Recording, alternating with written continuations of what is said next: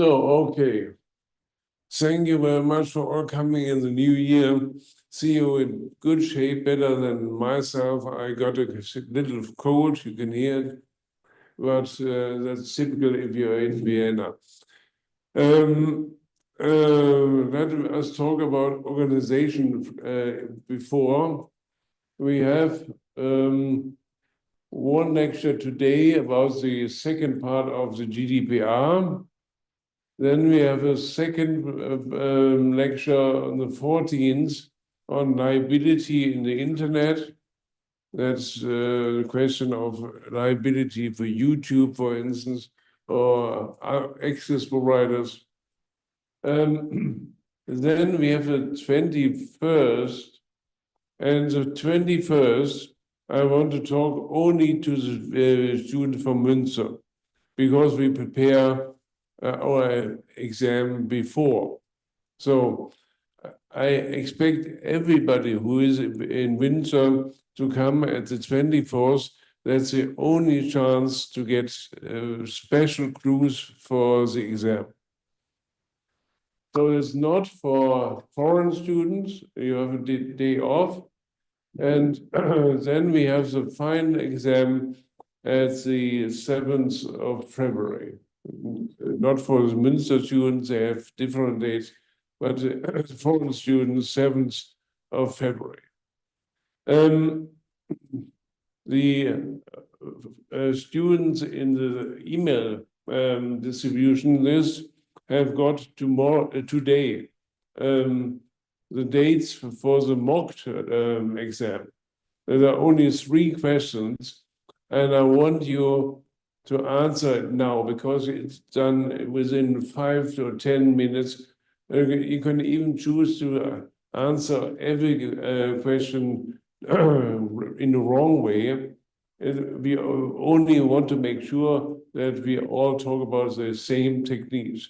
So if you have a chance to test the try now, it would be good, perhaps 10 minutes to open it and do the mock exam. So, Sie können auch natürlich, haben Sie die E-Mail bekommen? Ja, können wir ausprobieren. Also, please try the absurd mock questionnaire.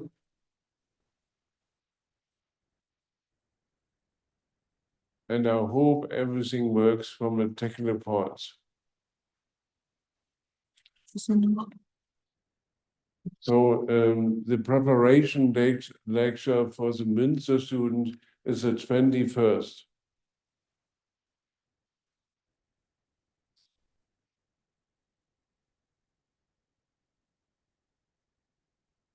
Does it work in Münster? If for Colleen does work, I don't. she didn't get the email. Oh, Which email is it? I don't have the email. what?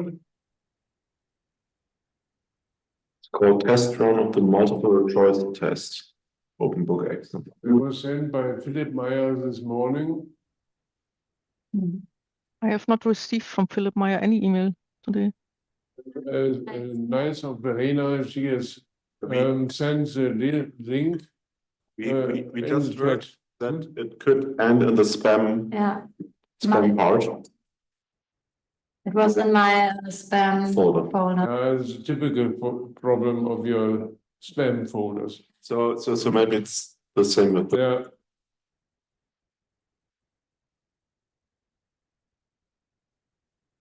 So we wait for another 6 minutes until everybody. It said 21st is only for Münster students. So you have a day off at the 21st if you're not coming from Münster.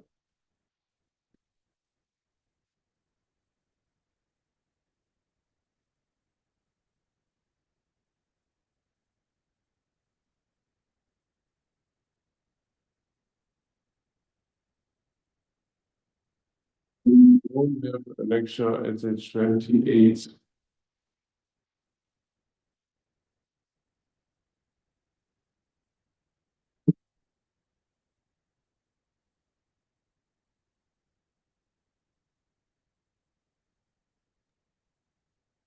I've found the email, but I can't open the link.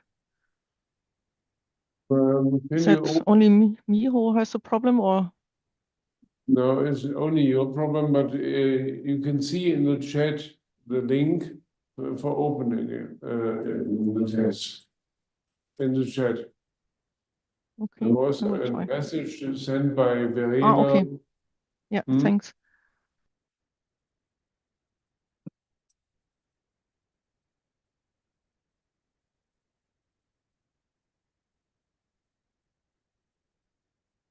Any reaction now? Does it work?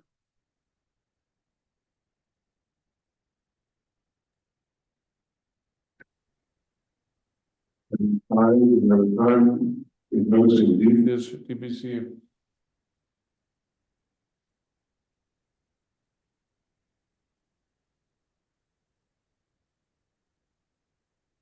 I'm fine. It's now.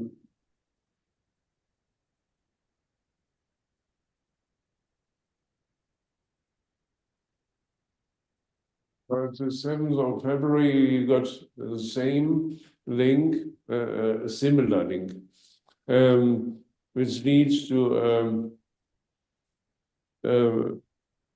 tests in this format, forms with apparently more questions, and you have several days to answer them.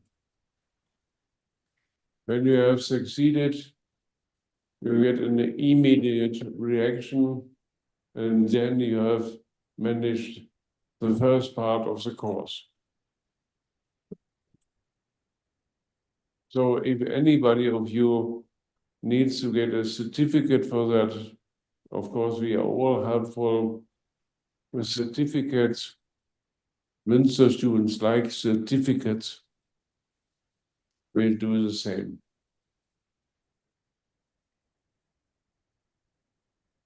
So apparently it works.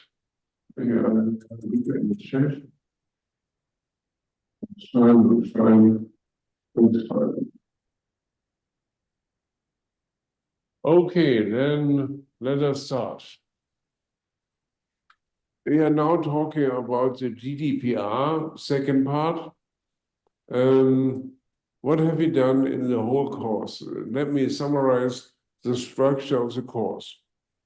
We started in finding a queer sentence at the beginning of the course, that is, information wants to be free. In general, in a digital society and economy, information is free. So every way of regulating information needs to be justified. And first, we have tried to find justification in intellectual property rights. We have seen there's a new regime called trade secrets. If you have to do with secrets, secrets can be protected, but we have found out it's very unclear whether trade secrets are part of unfair trade law or part of a small intellectual property right. That's very unclear, at least in Europe. Then we have checked the typical ways of intellectual property rights in copyright law.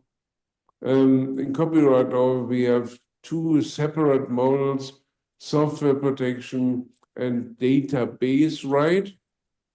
They can be used to find a very open regime for the protection of every software. It doesn't matter whether it's original or not. And we have checked the database right. That's a separate sui generis right for investing in information.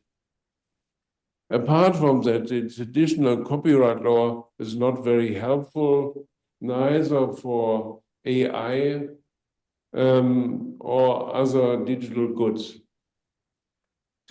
So then we have closed the chapter on intellectual property rights, and we went to unfair trade law.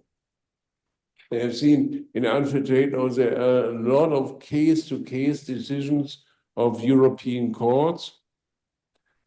Of course, the highest level of case protection can be found in Germany.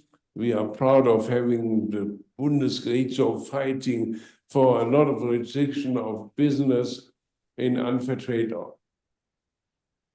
Then we have changed the topic and checked the ways of using contract law for protection and dissemination of digital information.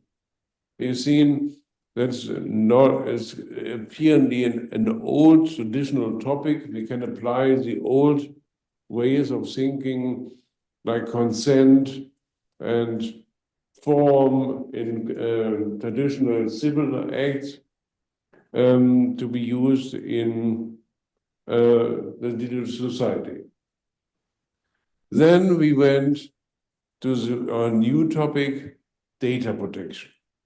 In the digital economy, is the most interesting feature to collect all these data of customers, because that is really the oil of the economic information society.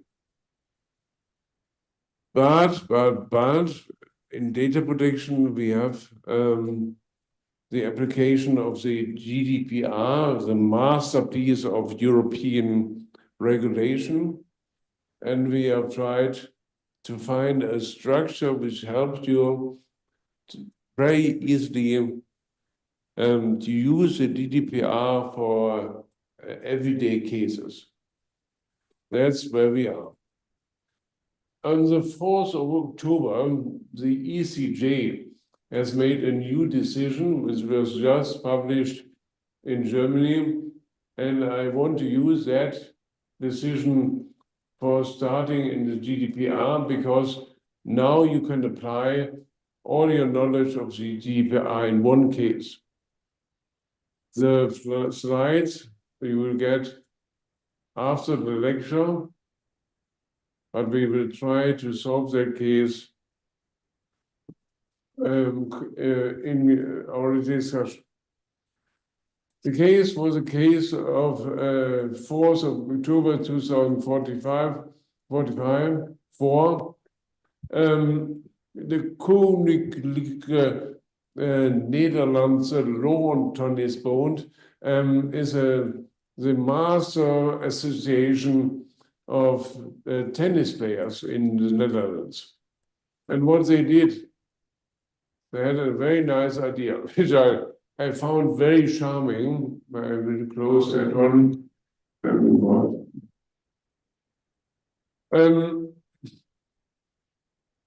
They tried to say, we have certainly we have millions of members of the tennis clubs, and we want to sell all the information on the tennis players to a gaming association for gambling. So they get money from the gambling association, becoming rich.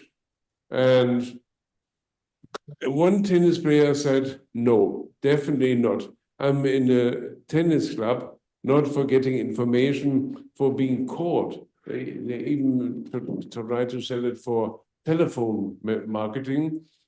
He said, I don't want to be called by a gambling association if only because I'm a member of a tennis club. So he complained in front of the Dutch Data Protection Authority. And if you know the tradition in the Netherlands, they are one of the harshest authorities in data protection. So they said, totally rubbish. Why do you think you can sell member data to lotteries? That's impossible. So the tennis club association said, yeah, we have a legitimate interest we want to make money out of it. Quite frank.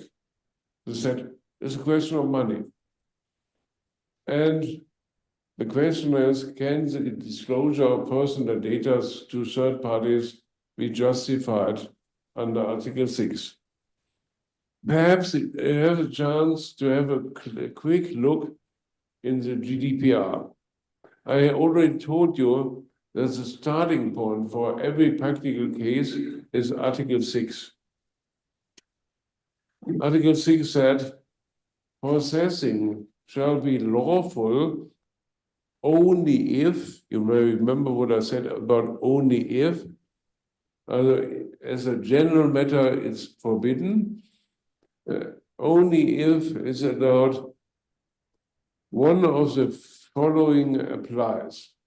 The data subject has given consent, possessing is necessary for the performance of contract, possessing is necessary for legal applications, possessing is necessary to protect vital interests, and possessing then F, possessing is necessary for the purpose of the legitimate interest pursued by the controller or a third party, except where, that's very important, except where such interests are overridden by the interests of the data subject. Is that a case for Article 6(1)(f)? So, you remember I explained to you, we have a clear oh, Mariam, you open the hand. Mariam, want to ask anything? No. So, our matrix, I call it a matrix, should be used for Article 6. That means you have to first check, is it really a general case for GDPR? Is the GDPR applicable under a private international? That's solved by using Article 3.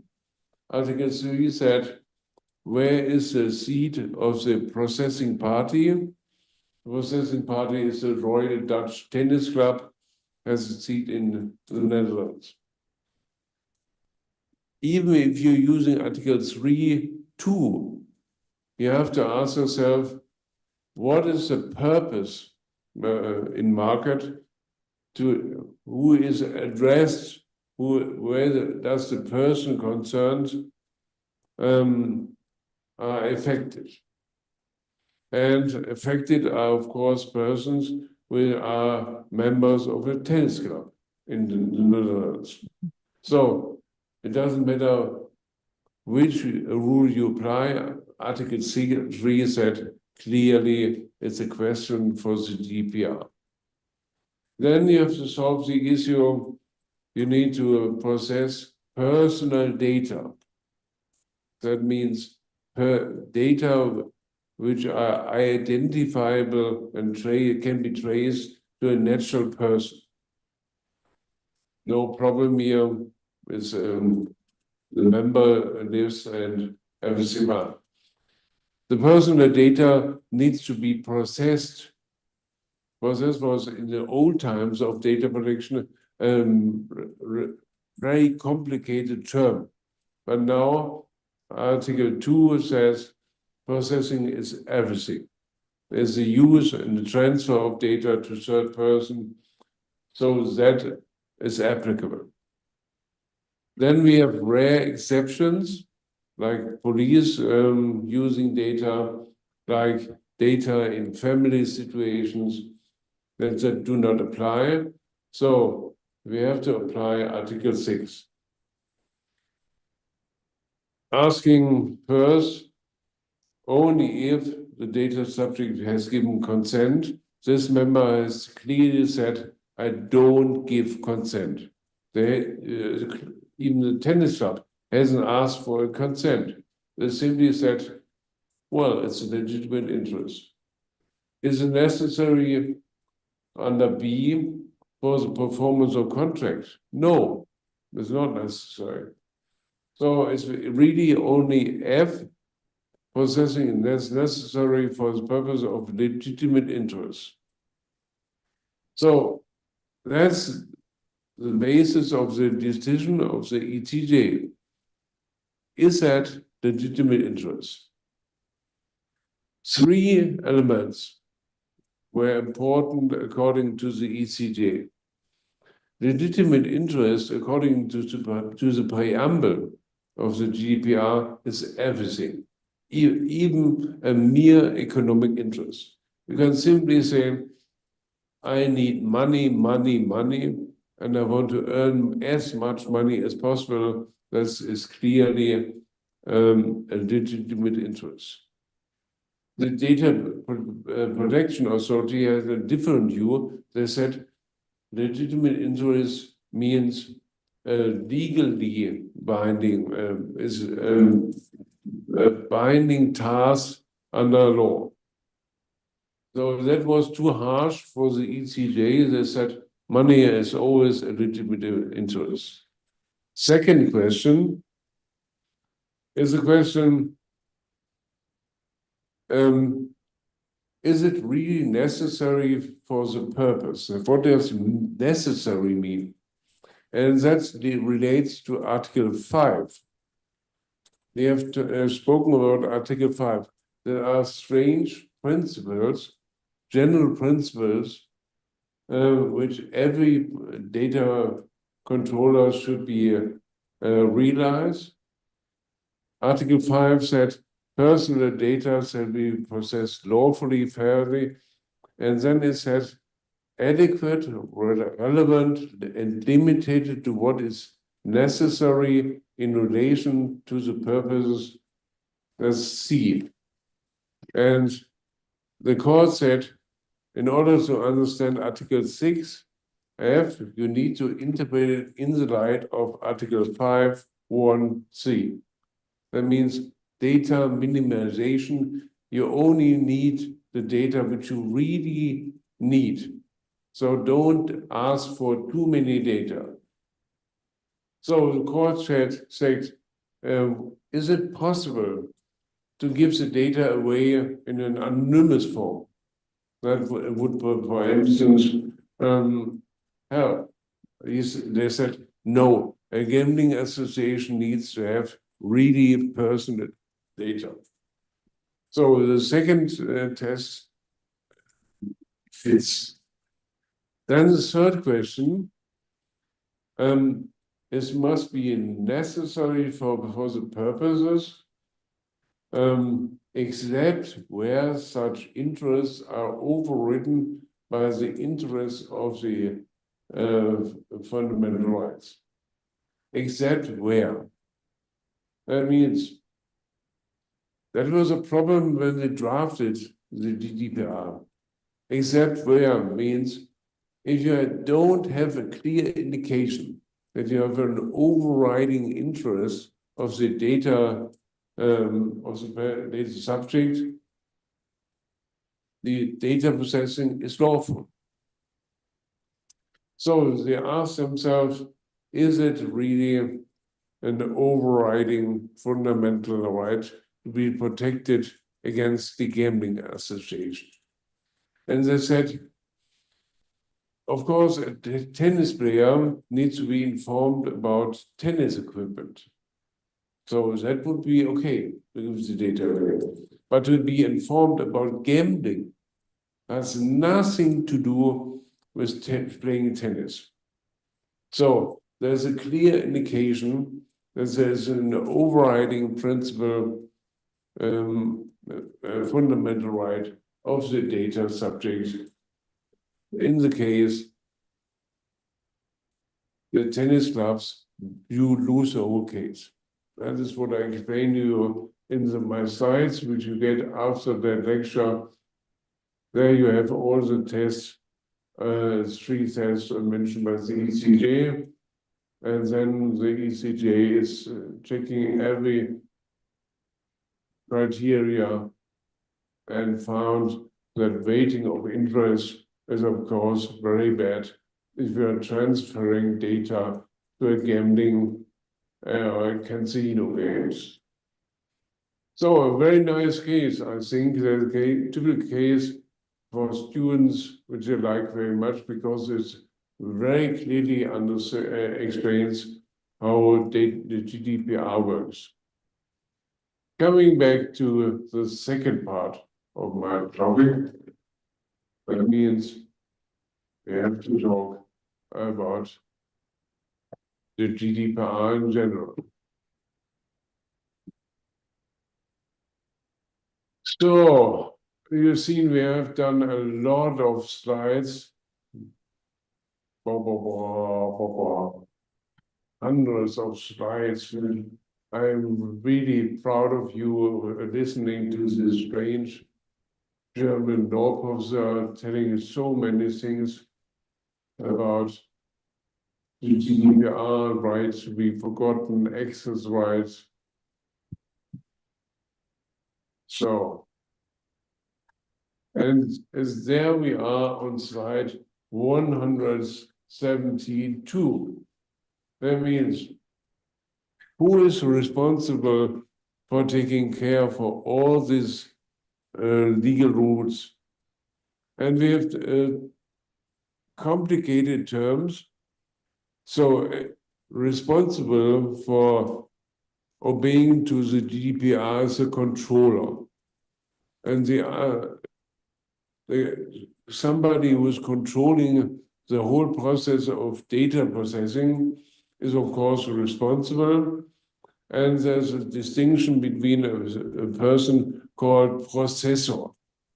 Processor is a person who is, in fact, processing data, but under the control of a third person called controller.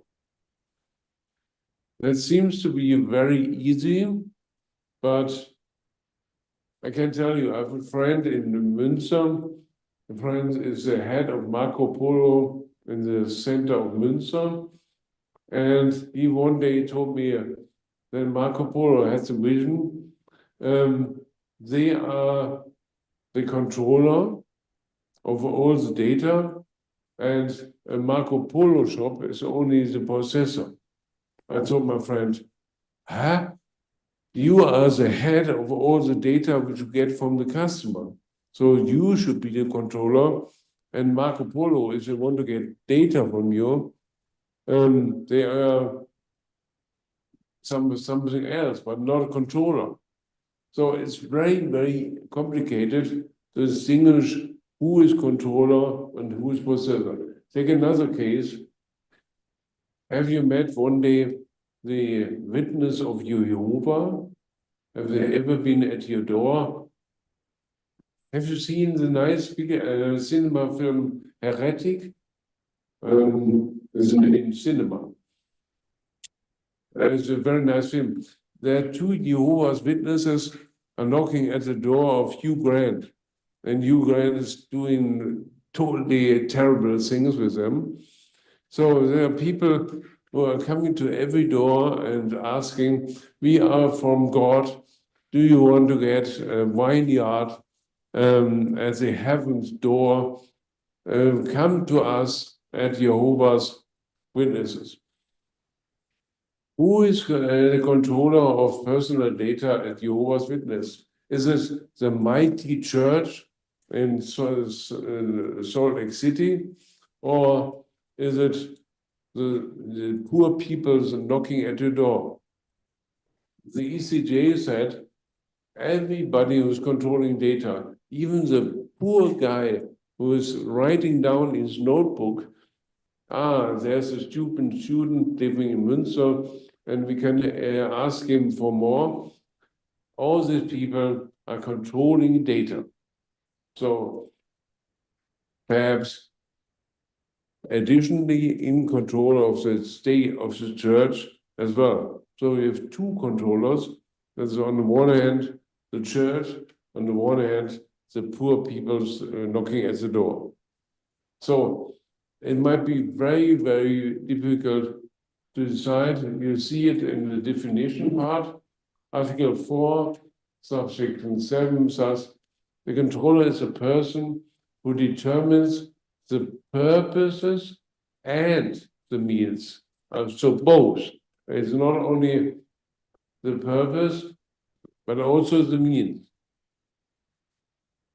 So I have written down the question, does it mean that every internet user who posts personal data online is responsible under data protection law because you are determining the purpose and the means? We have one decision of the ECJ regarding Facebook. If you are using Facebook or, for instance, Instagram, of course, Instagram is controlling the purpose and means, so they are controllers. But you are determining the purposes and the means as well. So we have two controllers. So, yeah. Processor isn't bound by the GDPR or I will answer to that within a minute. So if she is asking, what is the purpose for deciding between controller and processor? Is the controller as a processor out of the GDPR? No. I will explain that. Article 24 said the controller is a person who is primarily responsible for everything. So he has to do whatever he can to obey to the GDPR. Because in Article 26, we have a special provision for two controllers. So if two people are controlling, they are joint controllers, and that's new.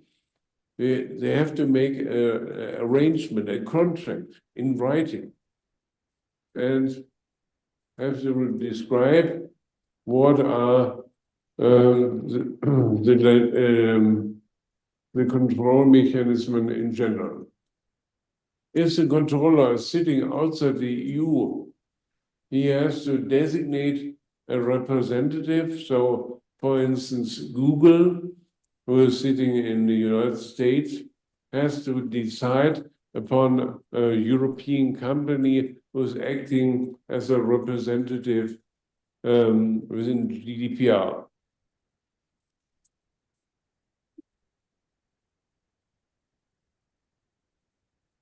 And now I'm coming to your question. 28. What's happening with a processor? The processor has to be bound by a separate contract. You have to draft a separate contract with the controller.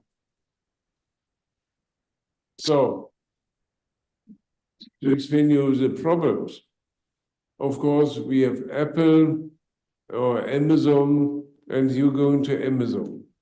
And you're saying, I want to use an Apple Cloud. In an Apple Cloud, you store personal data as a European company. You are the controller.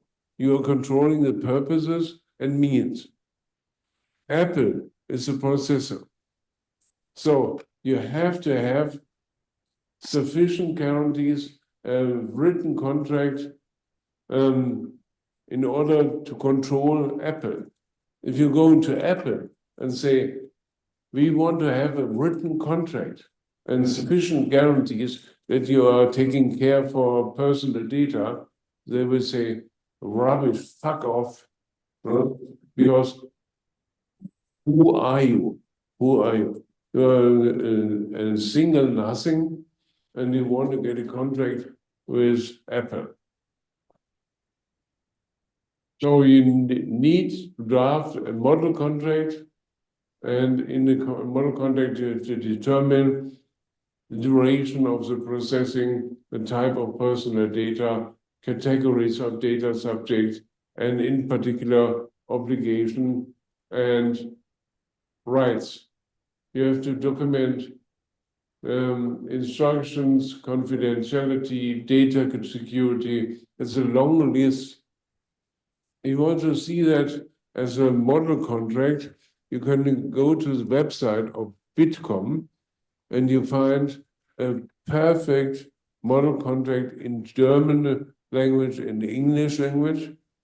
So normally, for instance, in the software contract, if you want to ask a software developer helping you to draft software, you make an appendix.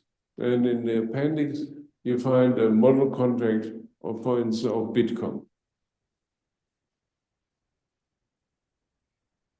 So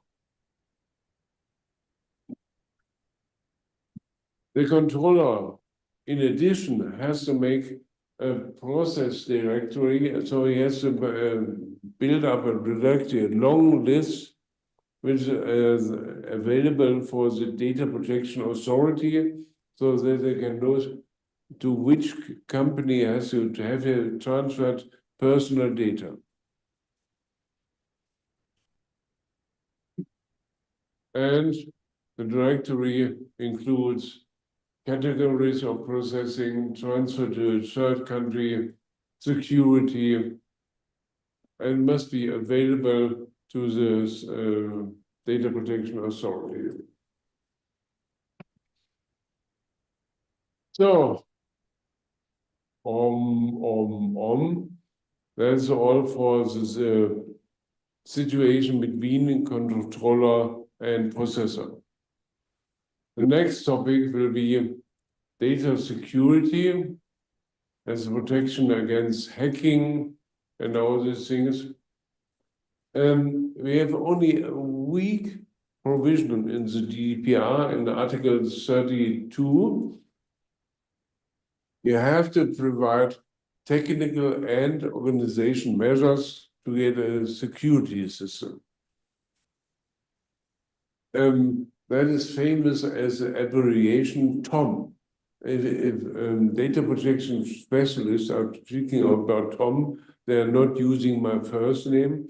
They say that is a question of technical organization measures. So you have to provide a technical measure for protection against hacking, encryption, confidentiality, integrity, and so on. And the very important, you have to write down what is done on an organizational measure. So who is responsible for data security? What is happening to a USB stick? And so on. So that is another feature of this element data security, the famous data breach notification. So that's coming from the United States. In the United States, they invented the model. If you have a problem in data security, you have to inform immediately the data protection authority. That means really quickly. So for instance, one day, the head of the University of Münster has lost a USB stick in a train. Quite small incident, apparently. So he's lost a USB stick. He has to notify the supervision authority within a day about his loss of the USB stick. Otherwise, he can be punished and get a fine. That's really hard.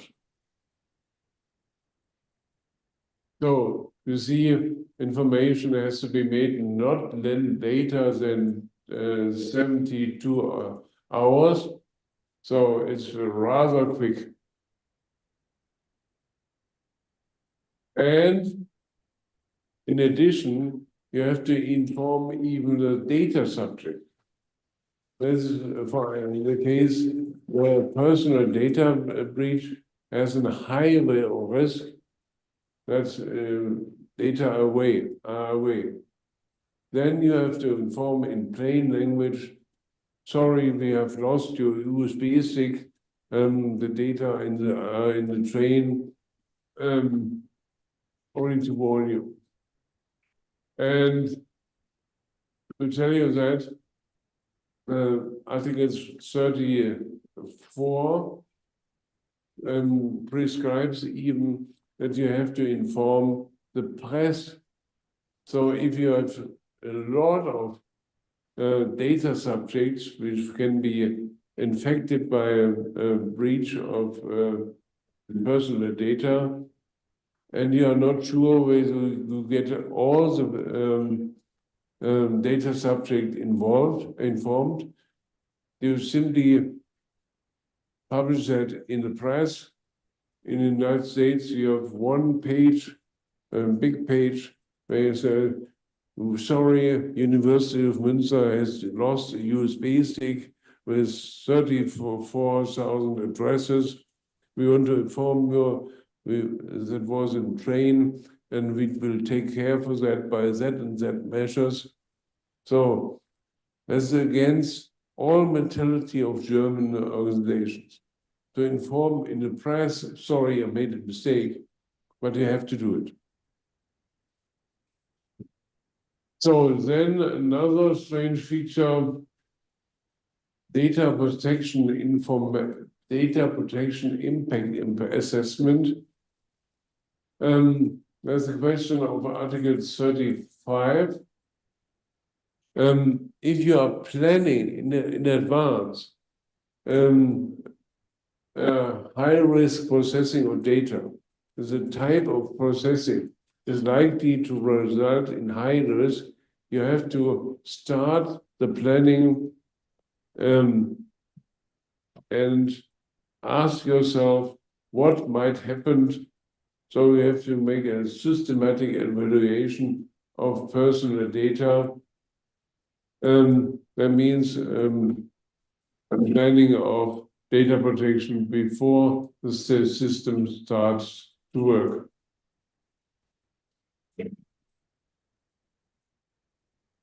Here you see which systems, which plans are part of impact assessment, evaluation, systematic monitoring, sensitive data, data processing on a large scale,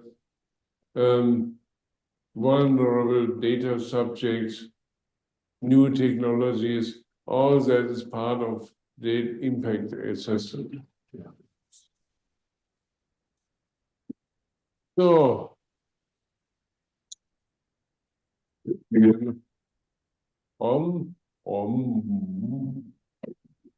and now we are talking about the Data Protection Authority. The Data Protection Authority is, of course, a state organization, but in certain matters, you have to install companies' data protection officer.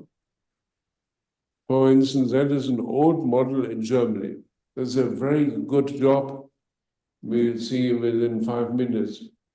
Article 37 says you must designate an internal data protection officer if you are a public authority, if your core activities require regular and systematic monitoring, if you are storing large scale of sensitive data. In other cases, you may provide in national law that in national law, a company must install data protection officer. In Germany, for instance, if you have at least 10 persons involving with personal data, then you have to have one data protection officer. So he has a fine job. He is protected against dismissal. So he cannot be cancelled. If you are a data protection officer, you have the best job in the world. You cannot be dismissed, and you have to be paid extraordinary. That means you have to sit in front of the CEO, have a good job, sitting in the next office of the CEO, independent, being not be able to be dismissed. The only problem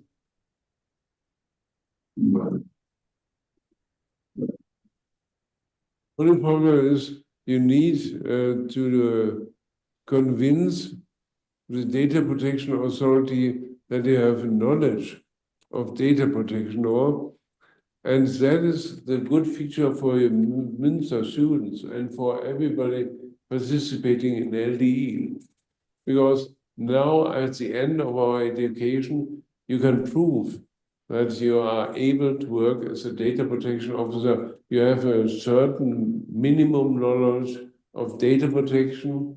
That means you are a typical data protection officer in a company. So there's a very good job. Your tasks are, not very important.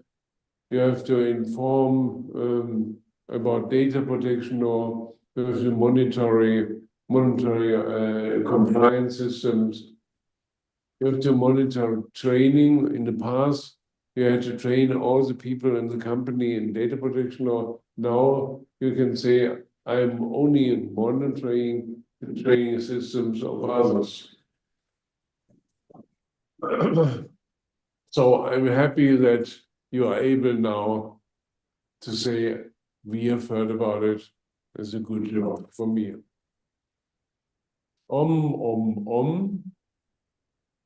And further.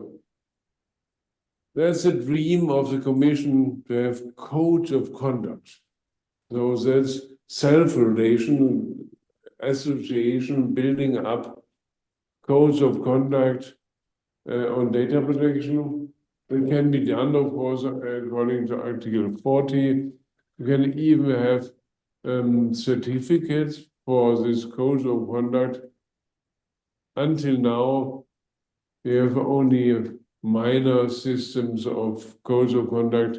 It's not too important in Germany, but it's important in the Netherlands and it's important in Great Britain. Then, of course, the famous Data Protection Authority. It's a very, very complicated system provided for in Article 52 to 59.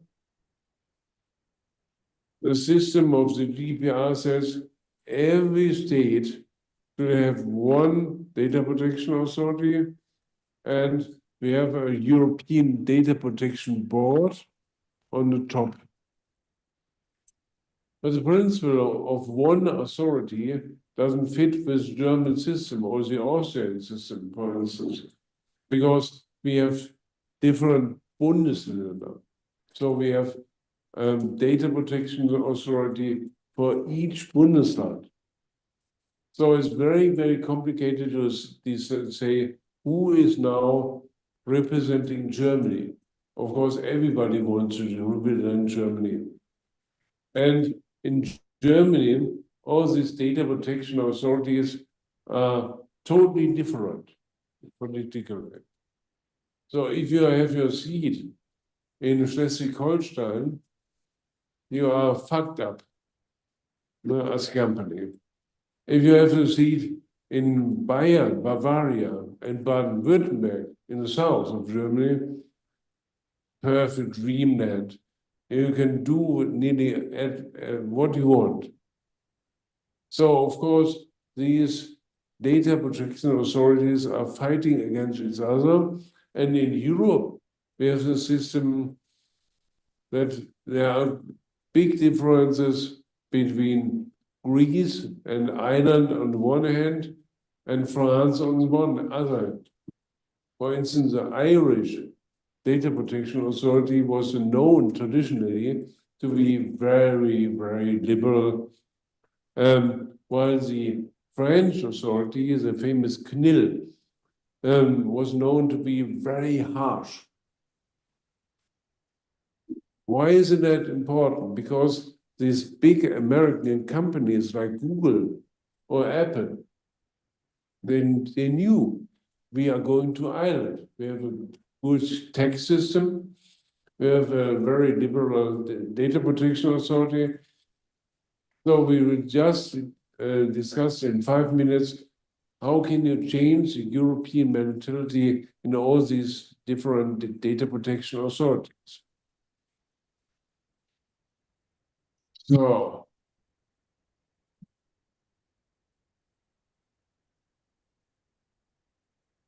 that are all the powers which you have. Coming to the European supervision, I just explained the European Data Protection Board, very, very important in Brussels, with the principle of one state, one vote. And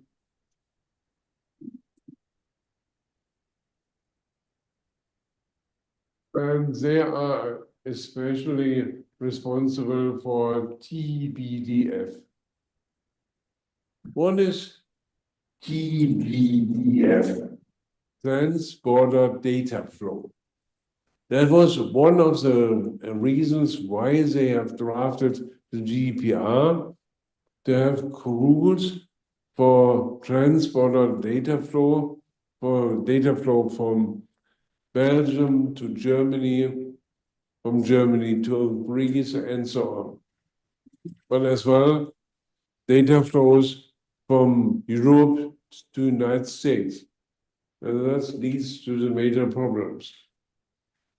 Within the EU, we have one principle which I explained to you last session, Article 1.3, the free movement of personal data. So when data are transferred from Germany to Greece, that cannot be controlled by anybody. It's free, but it has to fit within the Greek rules on data protection, the national rules. But you cannot create artificial obstacles for sending data to Greece, although Greece does nothing for data protection, in fact. But it's only applicable with GDPR. But transport data flow to third countries, that is the biggest issue. Now you know, you learn about a name which is known throughout European copyright since 10 years. That's Max Schrems. Max Schrems is a law student from Vienna. Now you feel what might be your importance in the future. Because he said, I don't want to learn data protection theoretically, I want to study it practically. And he discovered that the Irish Data Protection Authority has a feeling of doing nothing against Apple and Facebook. And he wanted to force the Irish Data Protection Authority to change its system. So he went to the ECJ and sued against Ireland. And the ECJ said, normally you have no chance as an individual to come to your ECJ. But we can say the Irish mentality is wrong. Why is it wrong? Because Ireland closes its eyes like a monkey. Ja, Oh, ich bin gleich wieder da, ja. Sorry, ich musste gerade die Tür aufmachen. Ja, okay. ja. Ireland closed its eyes in front of a very bad situation in the United States. The United States only had a safe harbor model. And safe harbor means they had an agreement with the European Union that data, personal data, are regulated by a safe harbor. That means they had a medal on the data, and the medal said, these are protected data according to safe harbor. So American companies only asked to get permission under safe harbor, and they could do whatever they want to do. Mark Schremm said, that's impossible, because nobody is controlling what Apple or others are really doing.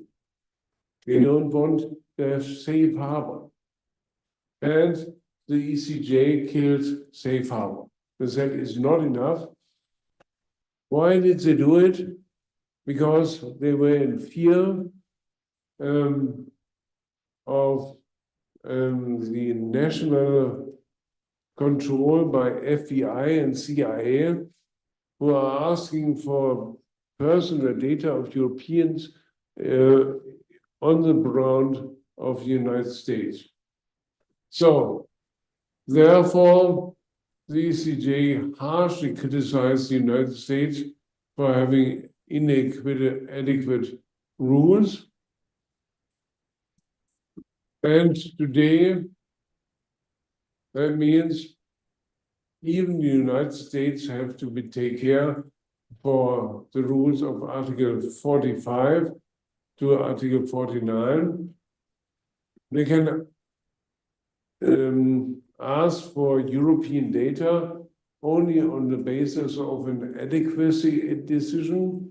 They have to ask the Commission, do we have an adequate level of protection? And I can tell you, the United States have never had a protection, they had never a level and nothing adequate. So very, very, very bad situation, no protection of personal data in the United States. That has to do with the beginning, what I told you about Hoeren and Brandeis, because you remember the two judges writing an article in 1900 on the right to be let alone.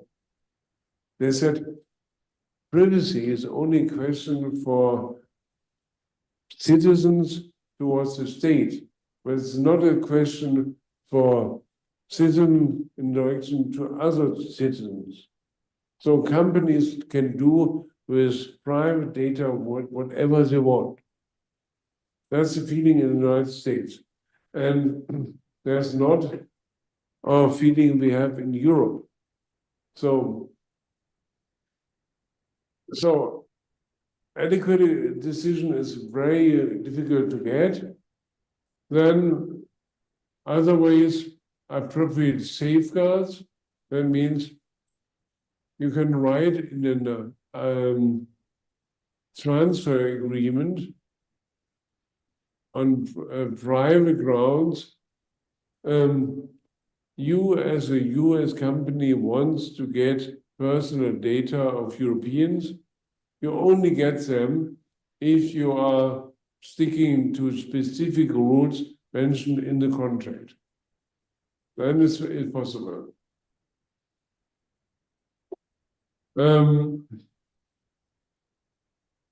Adequate institution of rule. So,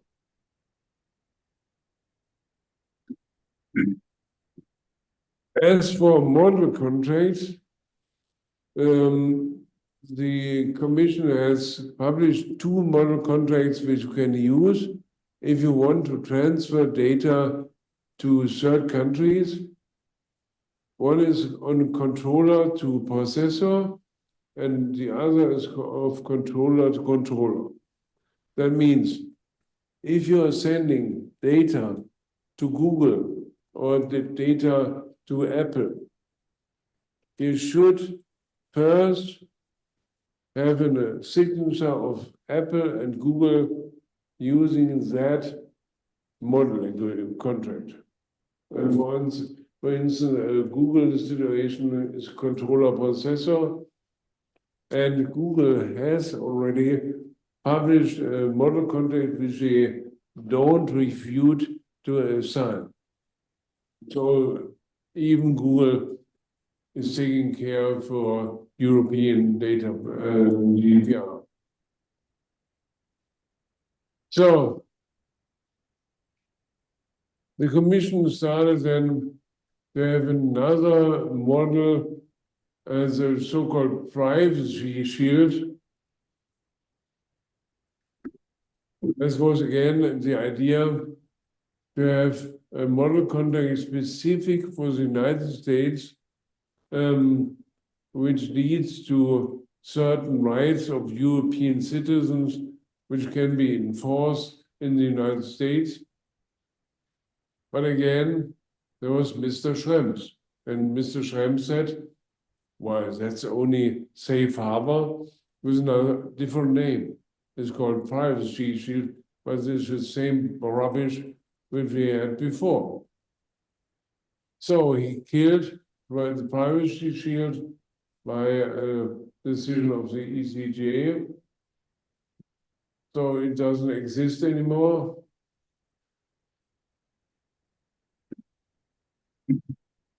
Then on the 10th of July 2023, big surprise. It was the time of Joe Biden, which are almost past. Biden said, okay, I understand that the Europeans are so proud of data protection and they need to have a really good system for protection of European data in the United States. So he signed the so-called transatlantic agreement as a third way. The first was safe harbor, killed by Schrems. Second was privacy shield, killed by Schrems. And you can wait 2-3 years, and Mr. Schrems has already said, no, I'm preparing a big lawsuit against this system of transatlantic agreement. But the Commission said, for the first time, that is adequate. We get an adequacy decision. That means that is enough for us. Now, since July 2023, you can transfer all data to the United States. So even first ways to attack this privacy framework has been rejected by the Court of Justice. The USA is now adequate until Max Schrems enters again the stage.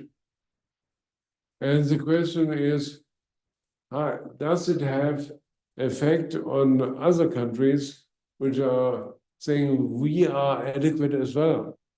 Like Brazil, South Korea, California has made a special data protection act itself.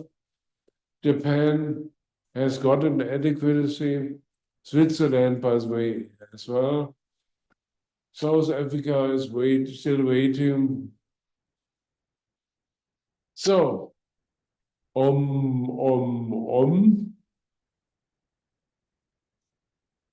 Any questions? Well, we can, of course, talk on that problem for a long time. At the end, we have to talk about remedies, liability, and sanctions. What is happening if you are violating the GDPR? First problem, compensation. Article 82. If you have damage, you get a compensation. That has led to a lot of cases, especially in Germany and France. What is damage in data protection law? Does it only include material damage or immaterial damage? Is the shock and the anger of losing data part of damage compensation? That's one element.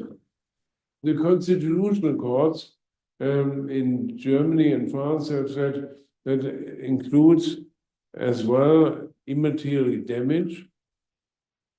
And perhaps you know that in the Facebook case, Facebook has opened by chance the files of its users to scraping.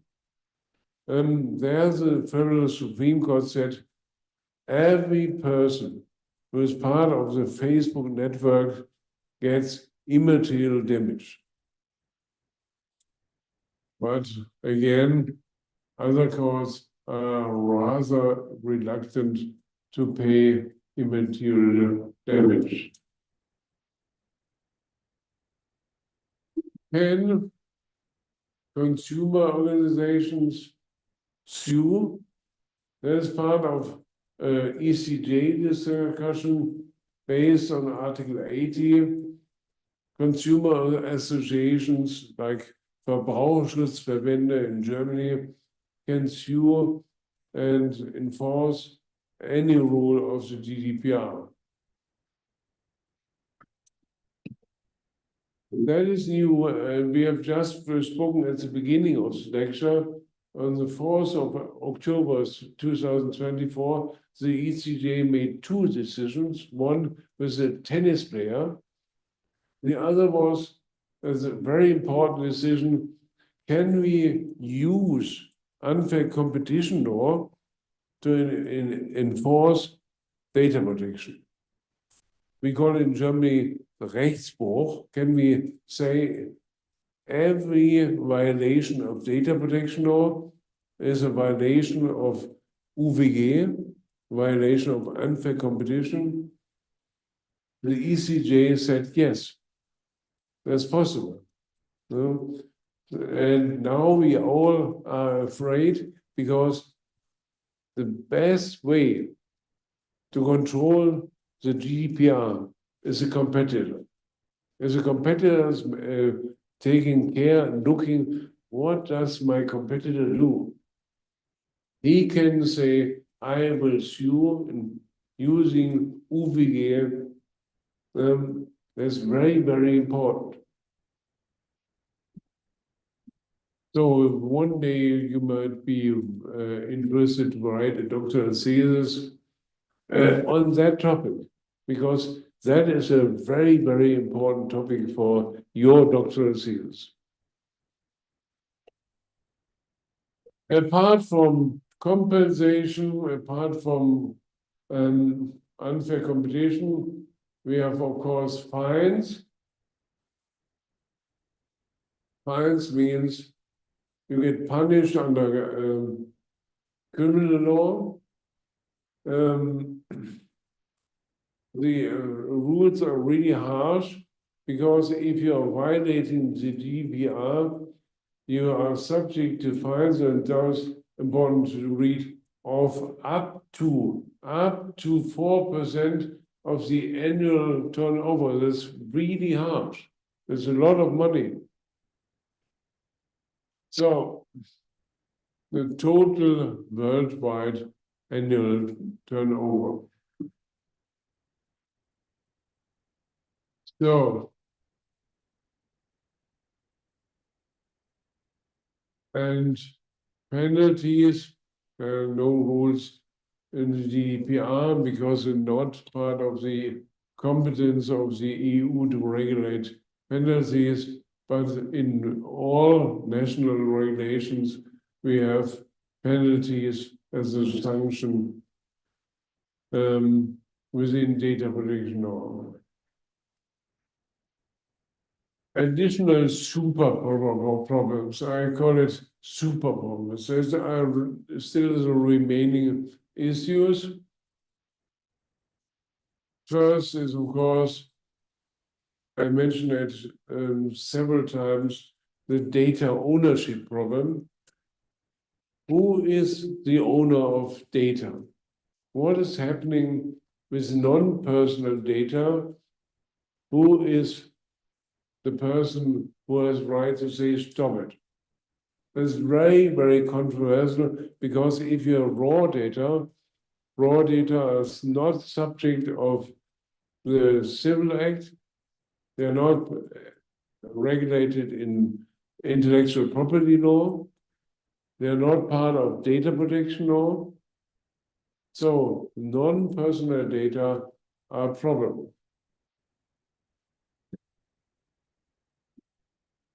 Again, the decision which I made, just decide, the ECJ decided on the 4th of October, unfair trade law can be used to enforce GDPR.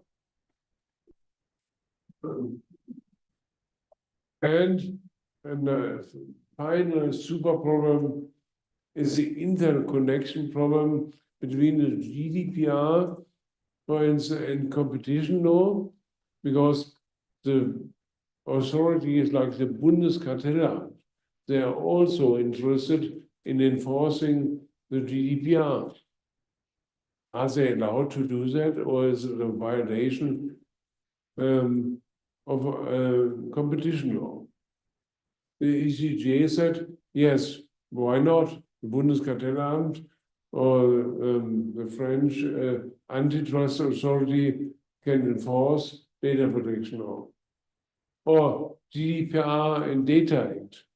We discuss in summer term. I hope you are all there in summer term, because that's really an important topic.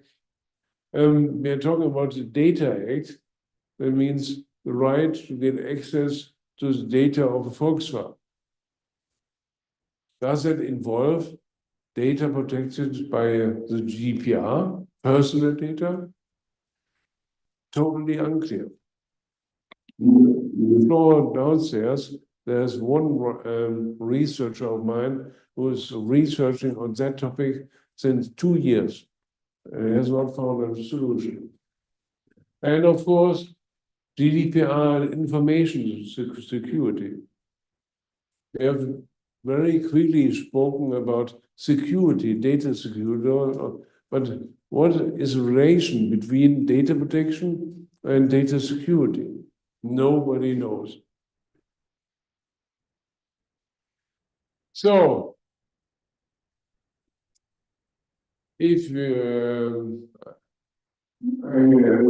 end 264, I'm very proud. You've listened to 264 slides. Asking my final questions, does everybody of you have the chance to make the mock test? Is everything okay? Okay. So next week we are talking about liability, very important topic. Who is responsible for everything which I have said, for copyright, trademark law, unfair trade law? So whom can you sue? That's the question. And that finishes the regular lecture of the first part of LD. Any question left? Thank you for attending. I hope we'll see each other next week. Best regard to our mascot, the Vienna dog. Okay, bye-bye. Thank you.